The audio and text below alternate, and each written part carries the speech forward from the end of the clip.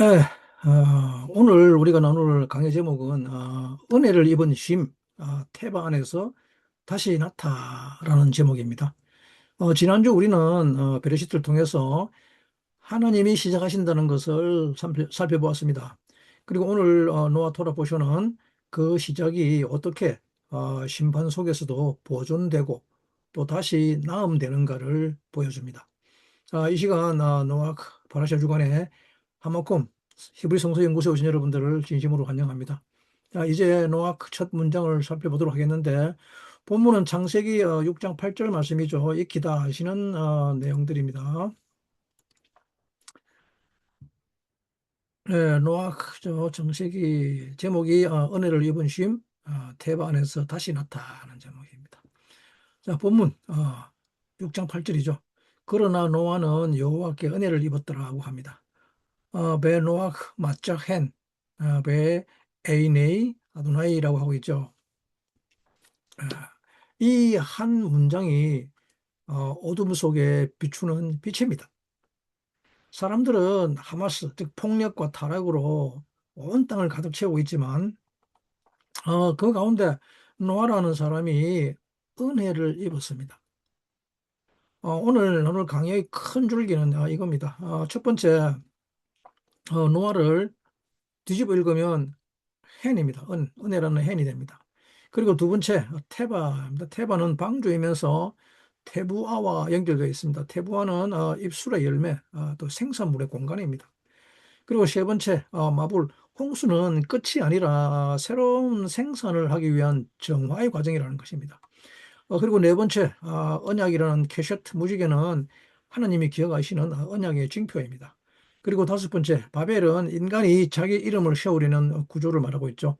마지막으로 아브라함이죠. 아브라함은 하나님이 새 이름을 주시려고 부르시는 사람입니다. 오늘 강의는 이 흐름을 따라서 가보도록 하겠습니다. 먼저 노아의 이름, 노아 그죠? 6장 8절 다시 살펴보겠습니다. 노아 헨 맞자 헨 노아 맞자 헨 에이네 아도나이죠. 어 근데 우리말에는 은혜를 입었더라고 하였지만 히브리어 본문은 뭡니까? 여호와의 눈에서 은혜를 찾았다고 하고 있죠. 맞자 헨입니다. 맞자 헨 그죠? 맞자는 찾다입니다. 찾다 to find grace, favor. 그래서 노아와 은혜라는 헨이 같이 나오고 있습니다. 노아의 이름을 거꾸로 뒤집어 읽으면 헨이 됩니다. 그리고 이 노아와 헨은 서로 상호관계 있죠. 은혜를 뒤집으면 쉼이 됩니다. 그죠? 노아는 쉼입니다. 쉼, 레스트. 어, 노아와 헨, 같은 단어입니다. 뒤집어 읽겠습니다. 그죠? 숫자 값도 똑같죠? 노아, 레스트입니다. 그리고 은혜는 뭡니까? forever, 헨. 그레이스죠? 이 노아라는 사람은 단지 어떤 뭐 성격이 온유한 성격이 아니라 은혜를 입어서 쉼 안으로 들어간 사람을 말하고 있습니다. 그러므로 성경은 이렇게 말하고 있죠. 노아는 은혜를 입었기 때문에 심판 가운데서도 쉼을 얻게 되었다고 합니다. 이것은 오늘의 우리에게도 똑같습니다. 우리의 참된 안식은 내가 스스로 뭔가를 다 이루어서 오는 것이 아니라 은혜를 먼저 입었을 때 오는 것입니다. 해는 해는 은혜, favor, grace죠. 또 그러면 unionist kindness죠. 그래서 자격보다 앞서는 하나님의 호의를 말하고 있죠. 그렇기 때문에 노아 이야기에서는 은혜가 먼저이며 의로움은 은혜의 열매라는 것입니다. 이제 이 하나님이 노아에게 방주를 만들려고 하시는 장면으로 갑니다. 창세기 6장 13절, 14절 말씀이죠.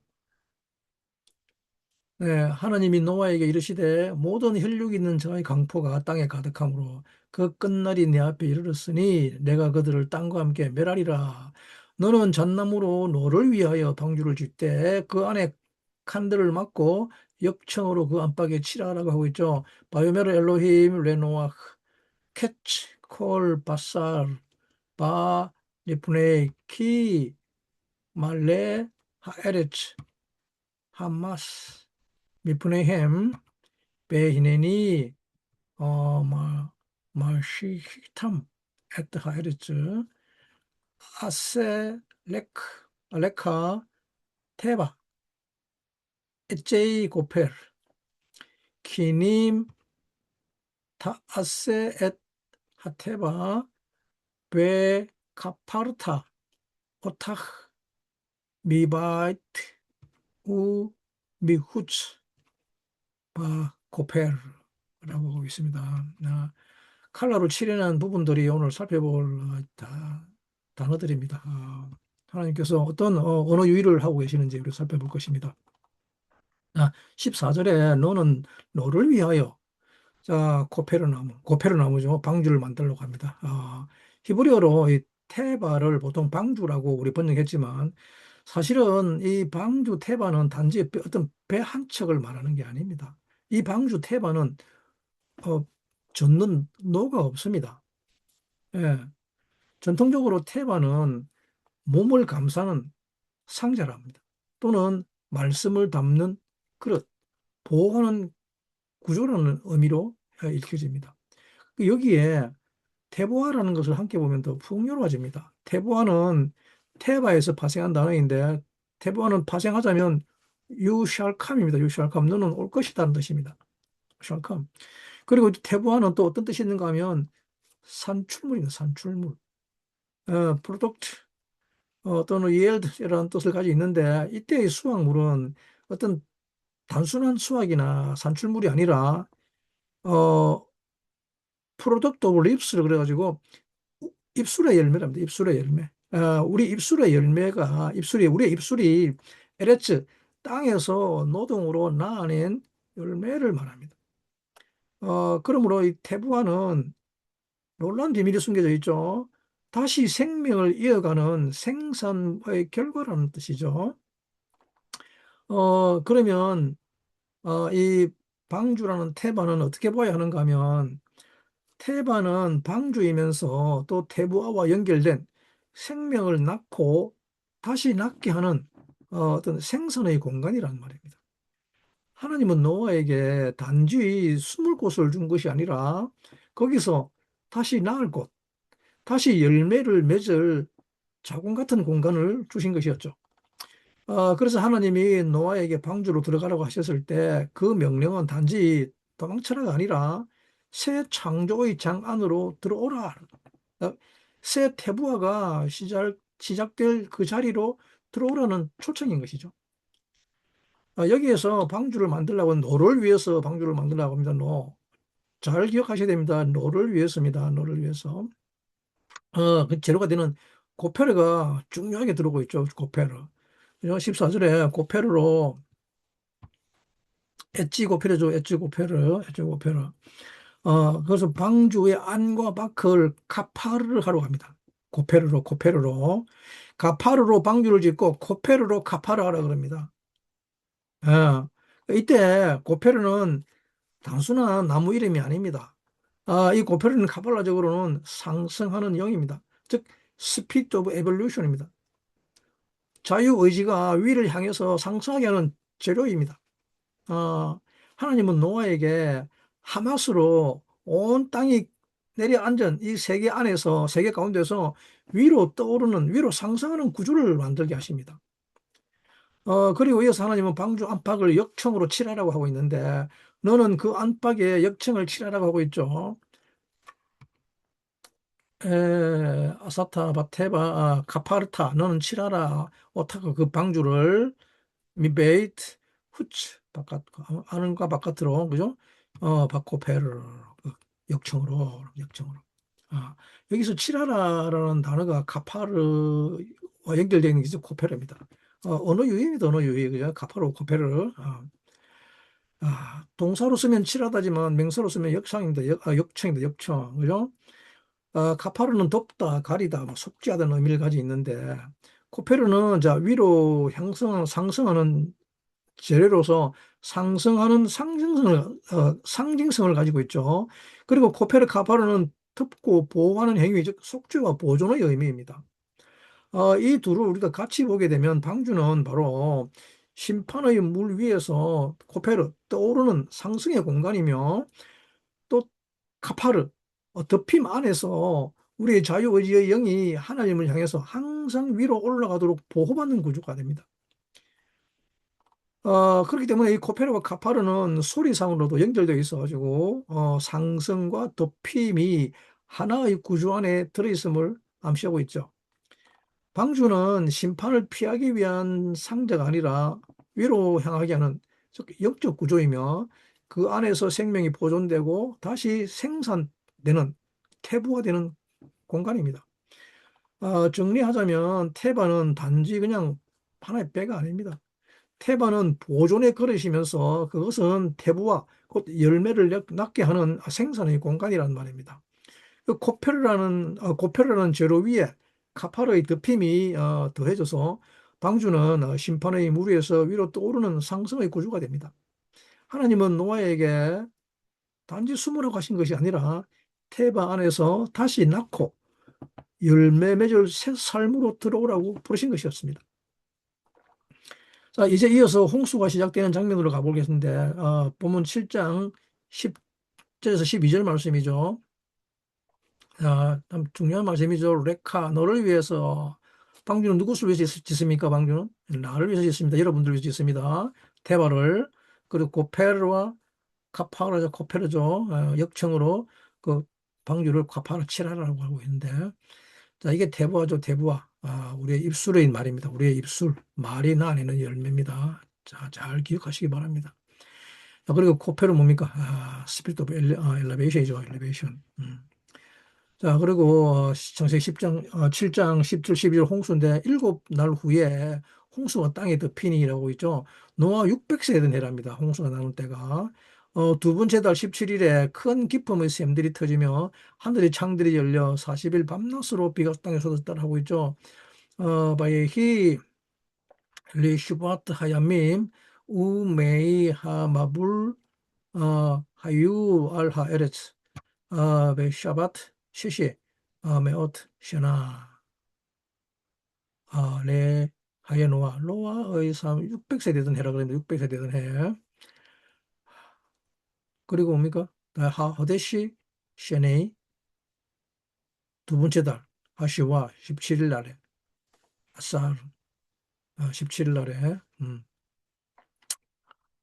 그때 이제 큰 기품의 샘들이 터졌다고 합니다. 이 니브쿠 쪼개졌단 말이죠. 니브쿠 박하했단 말이죠. 그죠? 콜 마예너트죠. 마예너트 샘. 샘들이 어떤 샘이냐? 태호음의 샘이죠. 창세기 1장에 1절에 나오는데 그 태호음이 갈라져 버렸습니다. 그리고 어떻게 됩니까? 하늘의 창들이 열렸다 그럽니다. 언제 얼마만큼이나 40일 밤낮으로. 놀랐습니다. 여기서 홍수는 마블이라고 하는데 마블은 창조 때 나뉘었던 물이 다시 한번 모든 것을 덮어버리는 사건이죠. 창세기 1장에서 하나님은 물 위에 라키아를 두시고 물과 물을 나누시고 땅을 드러내셨습니다.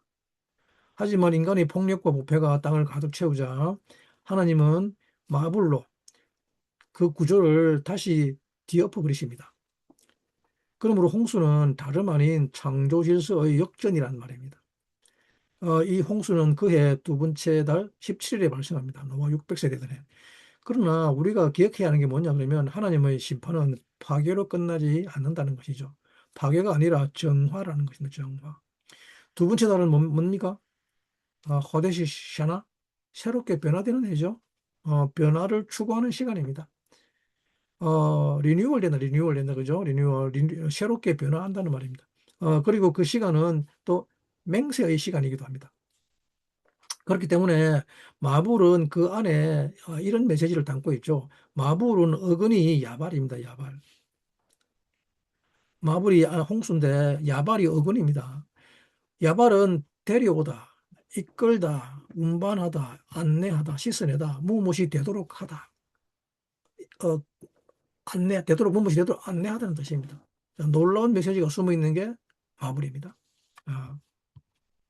그 때문에 그 안에 있는 메시지는 어떤 게 있냐면 지금 이 구조로는 더 이상 버틸 수가 없다는 것입니다.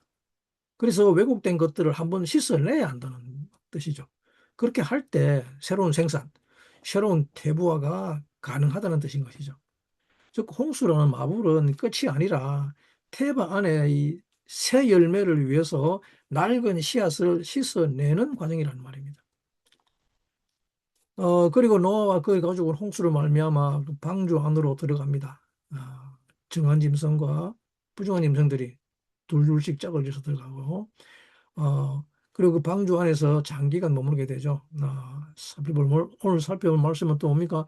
7장 17절 말씀과 17절에서 24절 말씀과 8장 1절 5절 말씀인데, 같이 살펴볼 말씀은 22절, 24절 말씀이죠. 육지에 있어 코로 생물의 기식을 호흡하는 것은 다 죽었더라. 지면의 모든 생물을 쓸어버리시니 곧 사람과 짐승과 기는 것과 공중의 새까지라. 이들은 땅에서 쓸어버림을 당하였으되 홀로 노아와 그와 방주에 함께 있던 자만 남았더라. 물이 150일을 땅에 창일하였더라. 그러죠. 그리고 8장 1절에 뭡니까? 하나님이 노아와 그와 함께 방주에 있던 모든 들짐승과 육축을 권념하사 바람으로 땅 위에 불게 하심에 물이 감하였고 깊음의 샘과 하늘의 창이 막히고 하늘에서 비가 그치며 물이 땅에서 물러가고 점점 물러가서 150일 후에 감하고 7월 곧 그 달 17일에 방주가 아라라산에 머물렀으며 물이 점점 감하여 10월 곧 그 달 1일에 산들의 봉우리가 보였더라라고 하고 있습니다. 자, 이게 뭡니까? 물이 무려 150일 동안 물이 창일해서 방주 안에 지냈다고 합니다. 이 시간은 결코 쉬운 시간이 아니죠. 방주하는 좁고 어두우며 바깥 세상은 완전히 물에 잠겨버리고. 하지만 이 닫힌 공간이 생명을 살리는 공간입니다. 세상의 눈으로 보면 방주는 자유를 잃어버린 곳이죠. 하지만 하나님의 눈으로 보면 방주는 생명을 지키는 곳입니다. 이곳에서 새 열매를 위한 소망을 이루기 위해서 내적 전쟁을 치르고 있는 중이죠. 여기에서 다시 테바의 의미가 드러나게 되죠. 다시 드러나게 되죠. 테바는 폐쇄된 공간입니다. 외부와의 접촉을 끊은 상자입니다. 그러나 그 상자 안에서 태부와 즉 새 생명, 새 생산, 새 열매가 기다리고 있습니다. 어, 우리도 인생에서 이 테바 안의 시간을 체험할 때가 있죠. 실제로 우리의 삶이 아무것도 못하는 것 같은 시간이 있습니다. 그리고 꼼짝없이 갇혀 있는 그 시간. 음, 내 뜻대로 움직일 수 없는 그런 시간이 있습니다. 근데 나중에 보면 바로 그 시간이 퇴보가 아니라 내 영혼이 다시 구조화되고 새 열매를 준비하는 시간이었음을 깨닫게 되죠. 테바 안의 시간은 하나님이 우리를 숨기시는 시간이면서 다시 낳기 위해서 준비시키시는 시간입니다. 어, 그리고 이어서 8장 13절, 19절에 노아가 이제 드디어 방주 밖으로 나오고 있죠. 601년 정월 곧 그 달 1일에 지면에 물이 그친지라 노아가 방주 뚜껑을 제치고 본즉 지면에 물이 그쳤더라. 2월 27일에 땅이 말랐더라고 그죠. 하나님이 노아에게 말씀하여 가라사대 너는 네 아내와 네 아들들과 네 제부들로 더불어 방주에서 나오고 너와 함께한 모든 혈육 있는 생물 곧 새와 육축과 땅에 기는 모든 것을 다 끌어내라. 이것들이 땅에서 생육하고 땅에서 번성하리라 하시매 노아가 그 아들들과 그 아내와 그 자부들과 함께 나왔고 땅 위의 모든 동물 곧 모든 짐승과 모든 기는 것과 모든 새도 그 종류대로 방주에서 나왔더라고 하고 있습니다. 자, 드디어 테바의 문이 열리고 테바 안에 있던 모든 생명들이 땅 위로 다시 나오게 됩니다. 이것이 바로 테부화의 장면입니다. 테바 안에서 보존된 씨앗들이 이제 땅 위에서 다시 생산을 시작하는 장면입니다. 하나님은 노아에게 단지 살아남게 하신 것이 아니라 다시 낳게 하셨습니다. 그렇기 때문에 노아의 방주는 살아남은 사람들의 어떤 추억거리가 아니라 다시 생산할 사람들의 작품인 것이죠. 여기서 우리의 삶도 동일한 부름을 받습니다. 하나님이 나를 탭 안에 두셨다면 그 목적은 단지 버티게 하려는 것이 아니라 나를 다시 낳도록 하는 것입니다. 테바에서 나온 우리는 새 땅에서 새 태부와 새 열매를 맺어야 합니다. 자, 이제 9장으로 가서 하나님이 노아와 언약을 맺으시는 장면을 보겠습니다. 본문 9장 12절 17절이죠.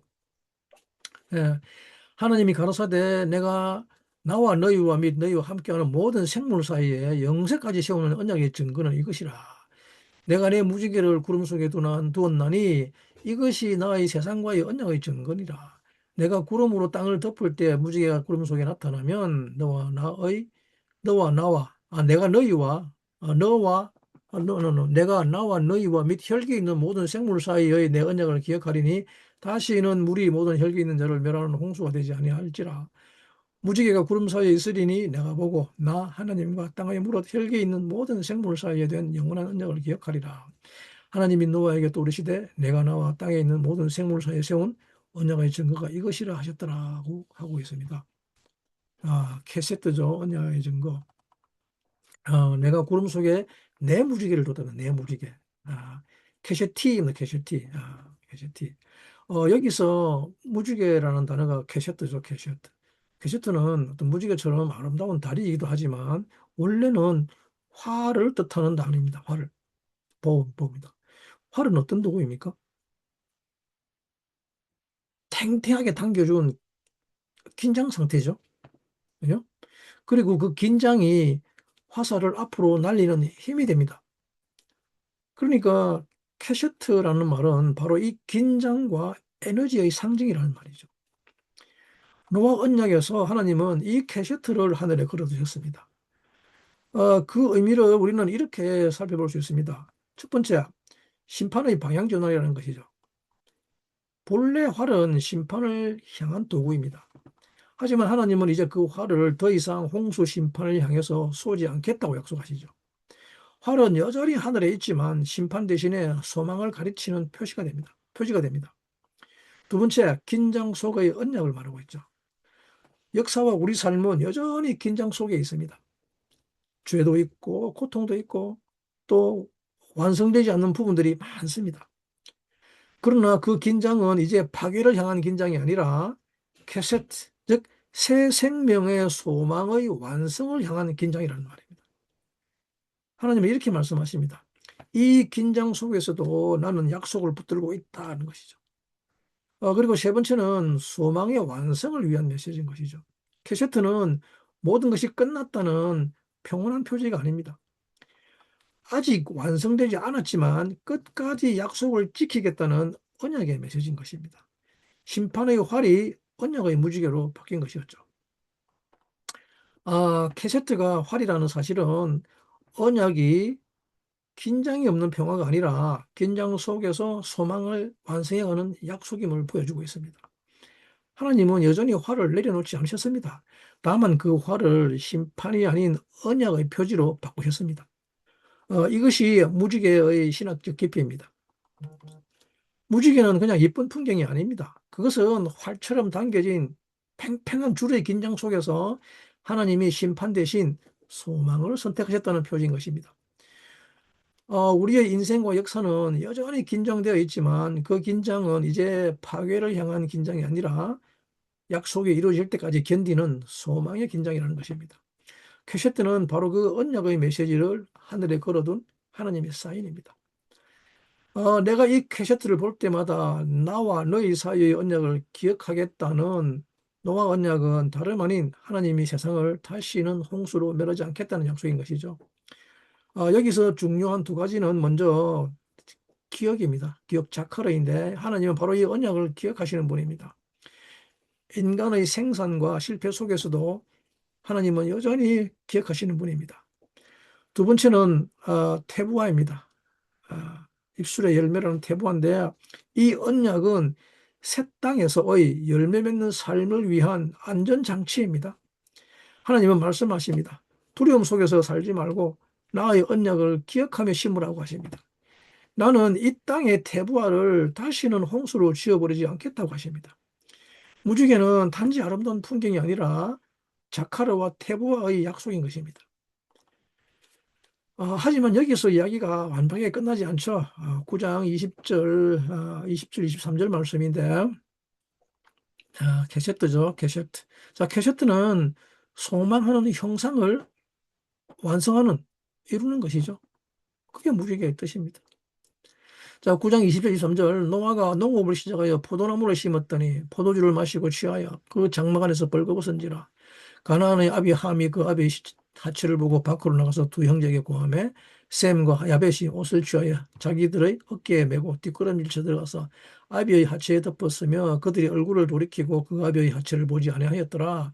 노아가 술이 깨어 그 작은 아들이 자기에게 행한 일을 알고라고 하고 있죠. 여기서 많은 사람들이 신앙인들이 여기서 오해합니다. 노아 같은 의인도 술이 취하나라고 하죠. 아, 자, 노아가 농사를 시작하여 포도나무를 심고 포도주를 마시고 취하여 그 장막에 벌거벗었더니라고 하는데 어떻게 노아 같은 의인이 술에 취하나? 라고 하지만 성경은 노아는 의인이고 은혜를 입은 사람이었지만 여전히 취약한 인간이라는 것을 보여주고 있죠. 그는 포도주에 취해서 벌거벗은 몸을 드러납니다. 이 장면은 우리에게 매우 중요한 사실을 알려주고 있죠. 홍수를 통과했다고 해서 인간 안에 연약함이 사라지지 않는다는 것과 방주에서 나와서 태보와 새 땅에 서 있다고 해서 더 이상 넘어지지 않는 존재가 되는 것이 아니라는 것입니다. 노아의 실패는 의인도 실수한다는 것만 말하는 것이 아니라 은혜 이후에도 계속되는 티쿤의 필요를 보여주고 있는 것입니다. 왜냐하면 이 노아가 마신 포도주라는 이 야인은 그 숫자값이 70인데 야인의 개맛들이가 70이면 70입니다. 근데 이 70이라는 개맛들이가 가지고 있는 게 소드입니다. 소드. 소드는 뭡니까? 비밀입니다. 비밀. 어떤 비밀이냐? 싸맥입니다. 싸맥. 싸맥이 숫자가 70이죠. 싸맥은 뭔 뜻입니까? 숨겨진 차원이죠. 예, 영혼의 세계를 말하고 있습니다. 70은 유대 전통에서 많은 의미가 있는데, 제가 읽어드릴게요. 70개의 얼굴을 가진 토라라 그러면 토라. 쉐비임 파님 라토라 토라. 그리고 또 70개의 민족들입니다. 이걸 이방이라 그러죠. 70민족들. 그리고 70명의 장로라 합니다. 그리고 70개의 언어입니다. 70은 감추어진 지혜의 총량을 상징하고 있는 숫자입니다. 즉 야인이라는 말은 포도주, 감추어진 비밀의 문을 여는 열쇠라는 말입니다. 요드가 두 개 있는 것이라는 말은 요드가 두 개 있는 것이라는 말은 요드는 이 신적 불꽃, 즉 창조의 첫 시작이죠. 첫 시작을 말하고 있습니다. 두 개의 요도는 하늘의 빛과 아래의 시작이죠. 즉 두 세계의 연결을 상징하고 있습니다. 이게 알레프죠. 숫자. 우리 문자 알레프죠. 그리고 눈이라는 말은 눈은 하강, 떨어짐, 물질화되는 것을 말합니다. 이것을 신시라고 하는데 신적 빛이, 하나님의 빛이 인간 세계로 내려오는 과정을 상징하고 있습니다. 야인은 위의 빛이 아래로 내려와서 인간 안에서 발휘되는 과정을 의미하고 있습니다. 이것이 카발라에서 포도주가 비밀을 드러내는 이 힘으로 여겨지는 이유입니다. 노아가 포도주를 마시고 취해서 벌거벗었다는 이야기는 유대 전통에서 이것은 단순한 음주 사건이 아니라 영적 붕괴의 사건으로 읽습니다. 홍수는 세계의 제설경 티쿤을 의미하는데 노아는 그 새로운 세계의 영적 구조를 감당하기 위해서 포도주로 비밀을 알려고 포도주를 마셨으나 그 힘을 견디지 못해서 의식이 붕괴되어 버렸죠. 쉐비라 하켈이 되어버렸습니다. 쉐비라 하켈. 그릇이 깨져 버렸습니다. 그러므로 벌거벗은 상태는 뭐냐면 영적 보호막의 상실이라는 말입니다. 빛을 감당하지 못하는 상태란 말입니다.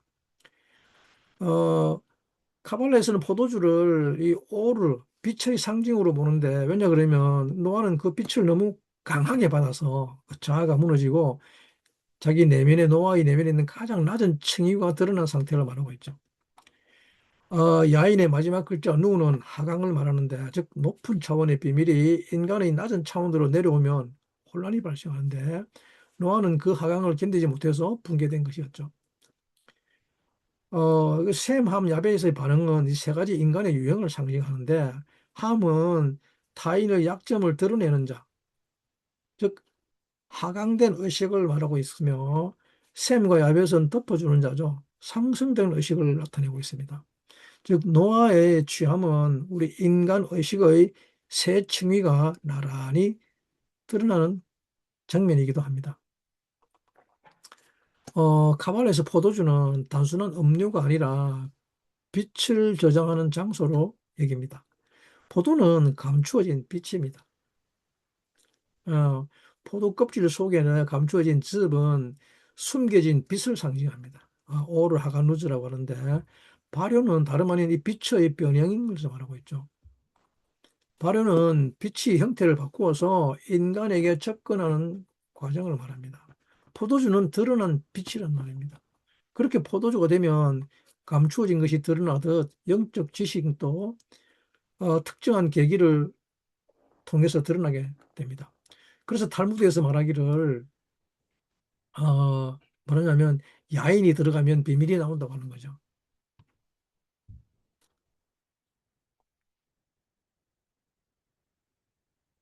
니크나시 야인, 요제, 소드라 그럽니다.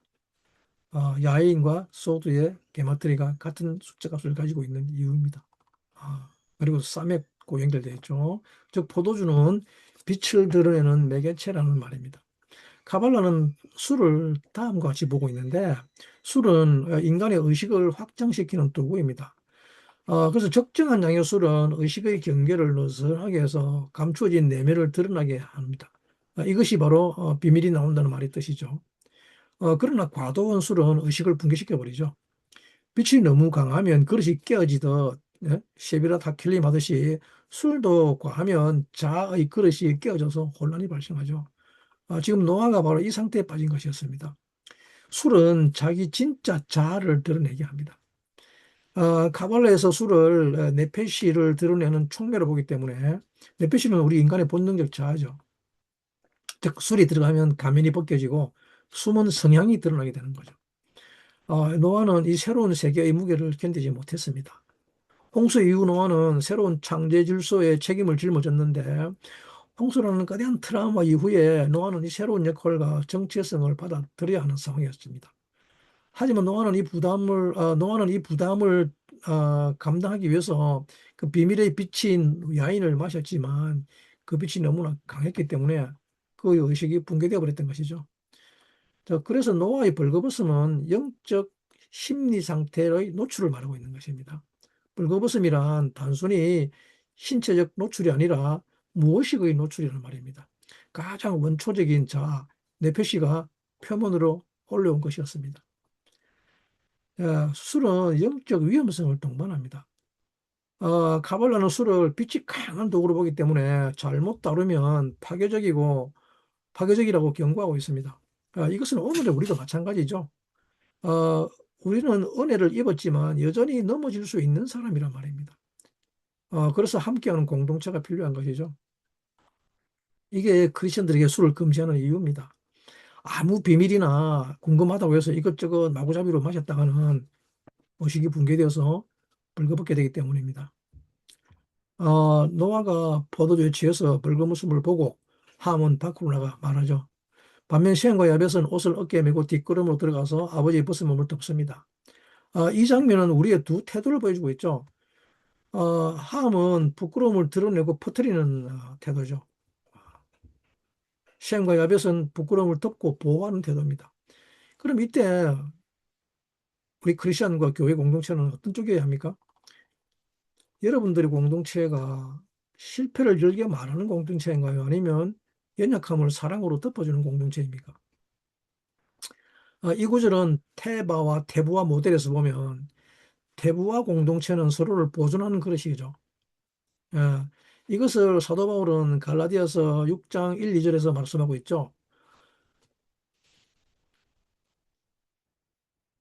제가 읽어드릴게요. 형제들아 사람이 어떤 범죄에 빠진 것이 드러나거든. 그러죠. 신령한 너희는 온유한 심령으로 그러한 자를 바로잡고 그리고 너희가 서로 짐을 져라 그러고 있습니다. 방주 안에서 노아가 실수해도 셈과 야벳은 돕습니다. 이것이 바로 태부와 새로운 열매를 생산하는 공동체의 모습이죠. 우리의 모습입니다. 하지만 함은 카발라적으로 우리 안에 있는 그림자입니다. 어두운 그림자입니다. 어두운 그림자. 셈은 우리의 도덕적 자의 층입니다. 즉 윤리적 판단과 연민을 상징하고 있습니다. 야펫은 셈과 함께 아버지를 덮죠. 야펫은 우리의 내샤마적 혼인 지적 조화와 질서를 상징하고 있습니다. 노아의 취함은 인간 내면에 있는 세 가지 요소가 어떻게 반응하는지를 보여주는 사실 심리 드라마 같은 것이죠. 노아의 술 취함은 이 의식의 붕괴와 재구성 과정을 상징하고 있습니다. 자, 창세기 10장은 셈, 함, 야벳의 후손들을 길게 나열하고 있죠. 무려 70명에 이르는 노아의 아들들의 이름들이죠. 후손들 이름들. 그래서 여기서 인류는 하나의 가족에서 여러 민족, 여러 언어로 퍼져나갑니다. 이 분사는 바벨탑 이전에 이미 진행 중이었습니다. 이미 인류는 확장되고 있었습니다. 이것은 단지 어떤 혼란이 아니라 하나님의 계획 속에서 열매가 퍼지는 과정입니다. 테바 안에서 보존된 씨앗이 한 땅에만 머무르지 않고 여러 땅으로 여러 민족으로 퍼지는 장면이죠.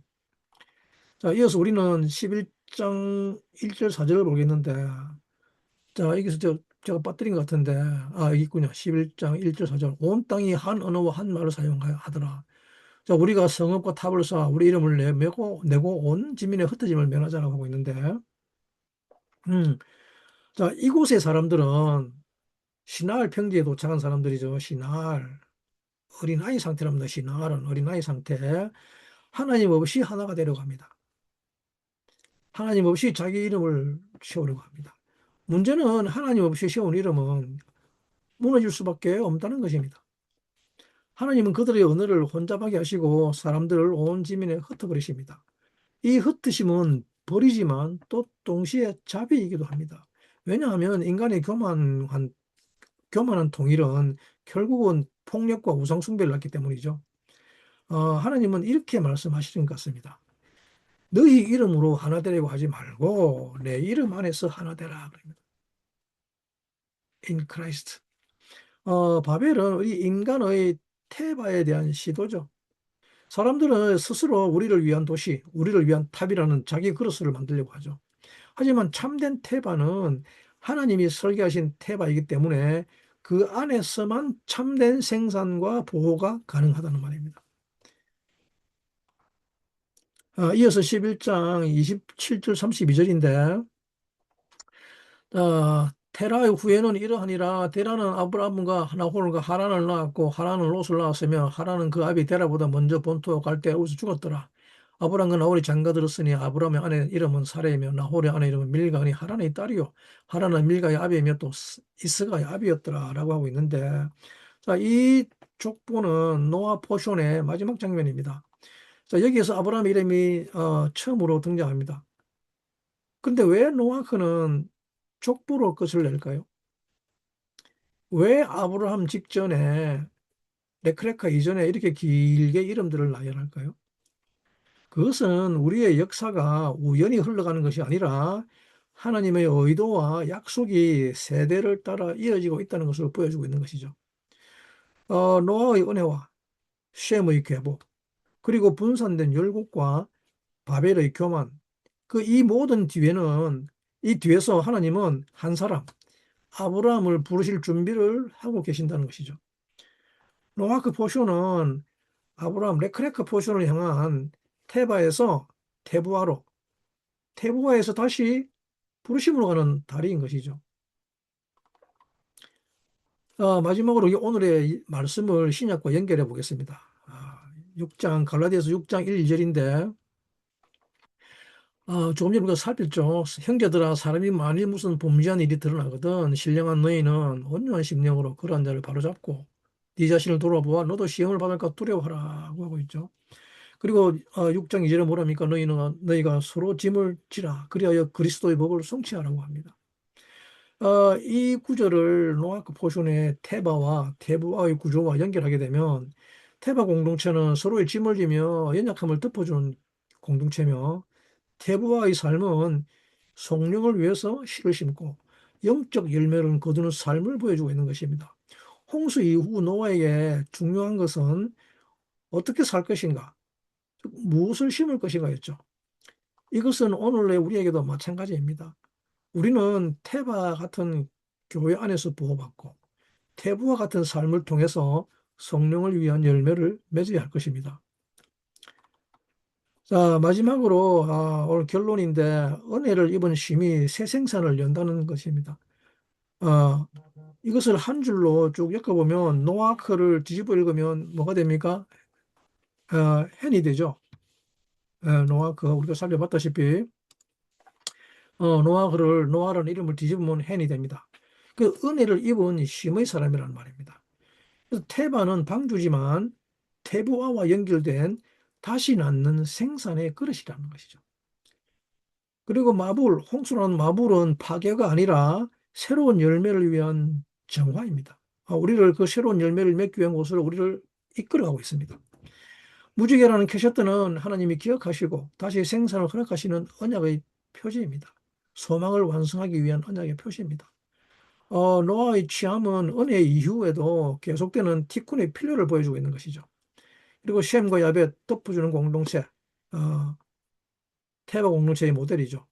바벨은 자기 이름을 세우는 인간의 그릇입니다. 그러나 하나님 없이 세운 테바는 무너집니다. 데라와 아브람, 하나님 다시 이름을 부르시고 새 언약의 사람을 세우실 준비 과정입니다. 여러분, 우리 인생에도 홍수 같은 시간이 있습니다. 그때 하나님은 우리를 테바 안으로 부르십니다.